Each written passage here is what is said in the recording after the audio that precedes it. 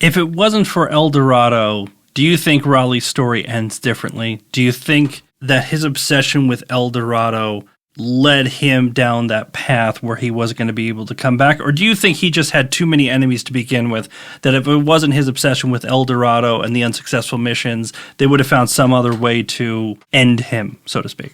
It's a great question. It's really hard to know. There are a lot of variables. And I think that one of the most underrated is that he was right. I mean, there was a vast amount of gold discovered a couple hundred years after he died, 5 miles from where he was looking. I don't know, had he just stumbled on a 15-pound nugget like a German prospector did in the 19th century, leading to that area becoming the largest gold producer in the world at the time, then his story might have ended up very differently.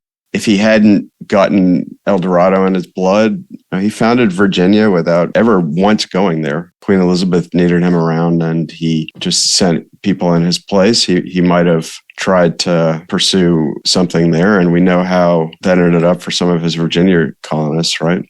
So that could have been bad. I mean, he was a guy who was naturally curious and a born adventurer, and the sort of person who kind of can't go anywhere without really wondering, really dying to know what's around the next corner.